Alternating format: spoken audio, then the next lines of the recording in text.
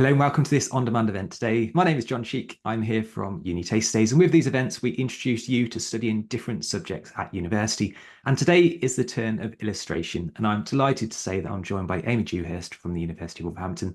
Amy, I always want to come to you straight away rather than talk too much at the start from me.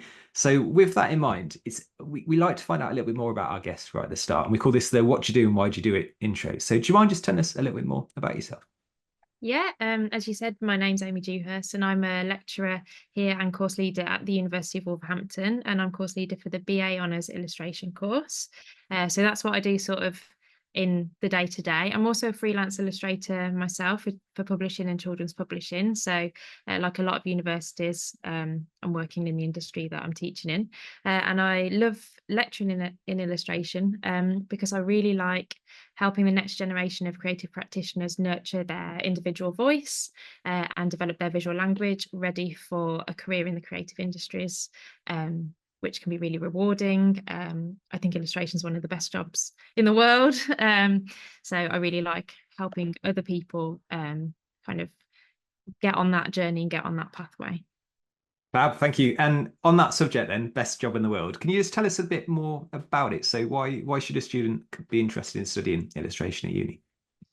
Um, I think that it's illustration is a great subject to study if you want to develop your own visual language, your personal voice. You're able to communicate visually, tell stories, tell your own stories, help other people tell their stories, whether that is through sort of more commercial things like advertising or things that are a bit more design focused, or whether that is through things like children's books, or illustrations, pictures, moving image, that animation, that kind of thing. So you're really sending out a visual narrative, telling stories about the things that you care about, that are important to you and important to the people around you.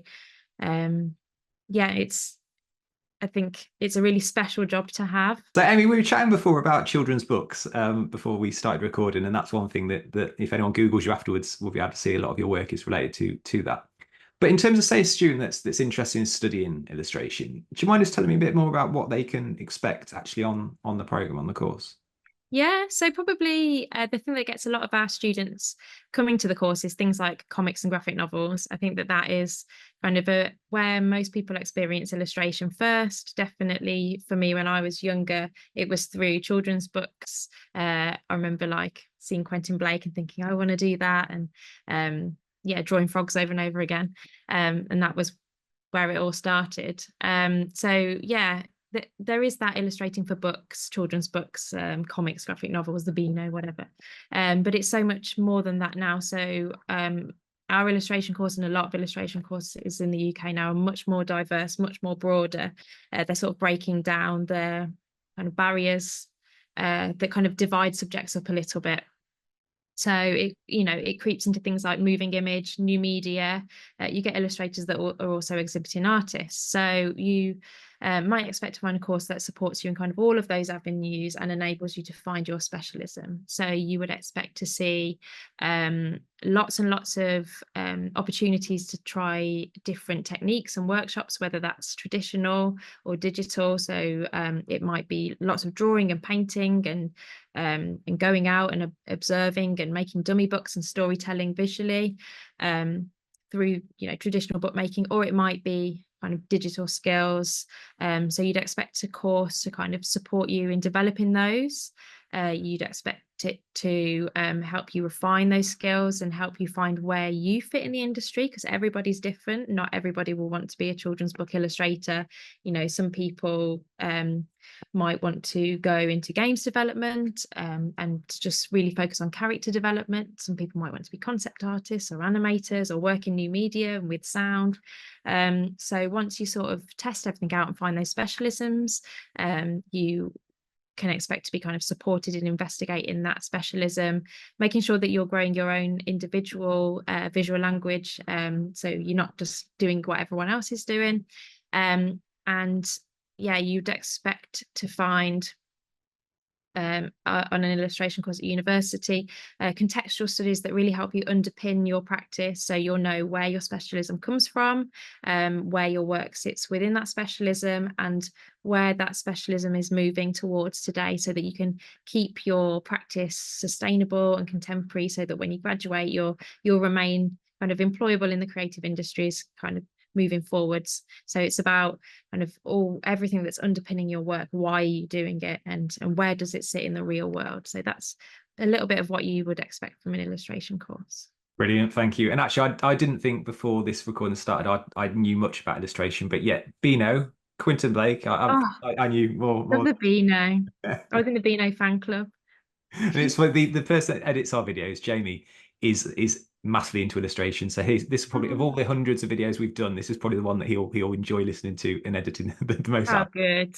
Amy, I'm keen now to that. But imagine a student perhaps doesn't know so much about illustration, and they might see courses there. They might see illustration, they might see graphic design, they might see fine art. Do you mind just going through a little bit about how the differences between those programs, perhaps for a student that actually isn't sure which one to pick of the three, or perhaps more choices they might run into? Yeah, that's a really good question, because it can be really confusing, and they do have a lot of crossover. So there might not be one that's super specific for you, and I'll explain what I mean by that. So the way I look at it, it's kind of like a spectrum. So you might have fine art at one end, which is kind of art that's kind of there for itself. It's it might be delivering something that's aesthetic or intellectual, but it's usually not made for a commercial purpose. So you would see it in an exhibition. It might be a kind of talking point. It might be reacting to, I don't know, a particular social issue or political issue, for example. But it's not made for a client. The artist makes it for themselves. To kind of put out into the world. But that doesn't mean that fine artists don't work on commercial jobs or can't be employed commercially. So David Shrigley, for example, is one. He's a fine artist that's got quite an illustrative practice that did the animation for Blur's Good Song. So they do cross over, but generally fine art isn't commercial. And then on the other end, you've got graphic design, which is almost always for a commercial purpose for a client. And illustration sits somewhere in the middle, but can definitely slide up and down depending on who you are as a practitioner. And that's a really important thing to look out for when you're looking for illustration courses. Where do you, because they can really vary. So do you want to be quite broad, or are you wanting to be a very, very kind of commercial, working in publishing, very, almost like a designer? So there's a bit of a spectrum. So illustration is an art practice primarily. It's it is an art practice, and it has a lot of crossover with fine art. So often fine artists will use drawing, painting, sculpture, photography. Illustrators use a lot of those as well. So you're image making as an illustrator, but the difference is that you're usually doing it for a client, and that usually is to decorate or illuminate or draw attention to something or communicate something, and the client sort of pays you to do that for them.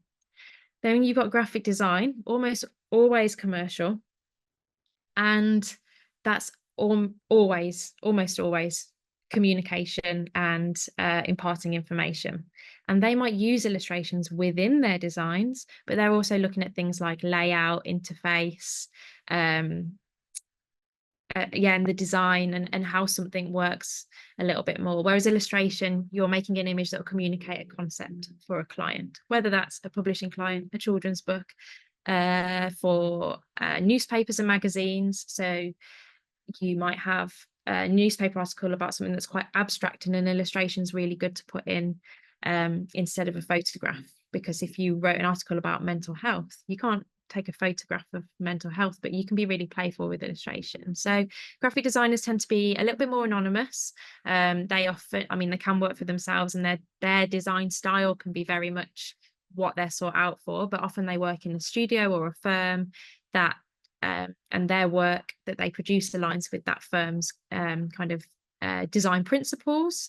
Whereas an illustrator, usually works for themselves, and are hired for their style, in the same way that a fine artist is hired for, or would put on a show based on the kind of work that they make. So their work is their work. An illustrator, their work is their work, usually, whereas a graphic designer, usually their work is like the studio's work. So yeah, I always say illustrators are a little bit more like the rock star between graphic design and an illustration, I think. So you can see how it yeah, they can creep into each other, and we often have to work with each other as well. So, you know, as an illustrator myself, I work very, very closely with a graphic designer. I don't work with typography at all. I only produce illustrations for children's books, but I need to have an awareness of how a graphic designer works. So, you know, when you are looking for university, looking at an art school structure and seeing what are the subjects you might be able to collaborate with, making sure that you're actually physically close to those subjects so that you can work alongside graphic design students and fine art students might be something that you're interested in doing if you don't quite know where your illustration practice sits on that spectrum. Brilliant. And we've been recording these videos for a few years now, Evie. We've never had a rock star on, so that's a first. Say about illustration, I've never genuinely never put two and two together here. But one of my favorite books, well, no, I won't say one of my favorite books because I can't remember what the title of it is. But there's the book. It's got a fox, I think a horse, mole, Charlie, something that did the Oh, yeah, I I think can't it is remember the name. like the fox and the mole and the Yeah, whole such something, I a don't know. Yeah, it's so moving. That's so lovely. but the illustrations make that like that's Yeah.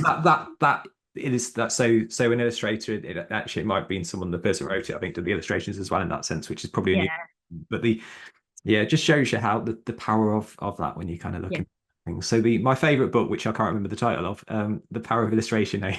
Right, let's move on to ask you about application tips. And say your students watch this, Amy, and they think, you know what, I want to go down that road. I'm really keen to ask you about applications and also after that careers. But do you mind just giving us an idea of what's handy when it comes to applications if someone does want to go ahead and apply for illustration, whether that's at Wolverhampton or anywhere else? Yeah, so lots of universities will have different approaches to their kind of admission cycle. But what you can expect is you'll generally apply through UCAS, which is the University and Colleges admission system.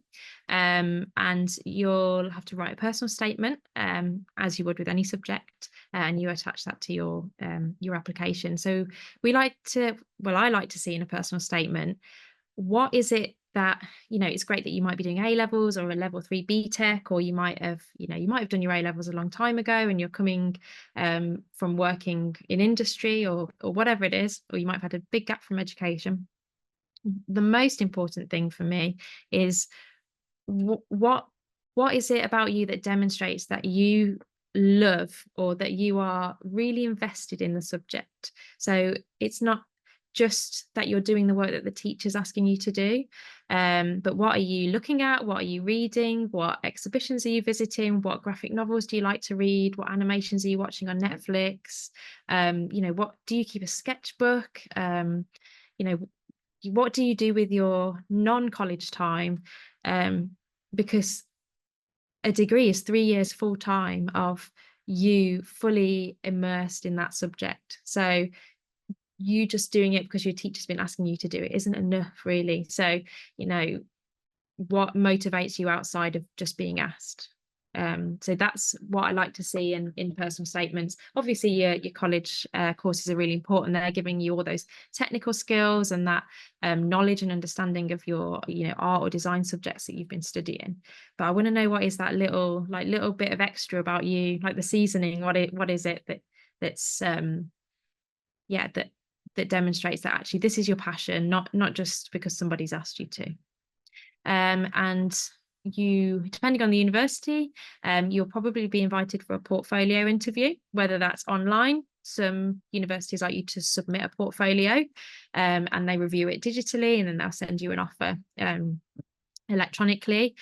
Some universities like you to come in and you'll go to like an applicant day where your portfolio will be reviewed with a member of staff from the school or the faculty, and you'll have a chance to explain about your work and your processes.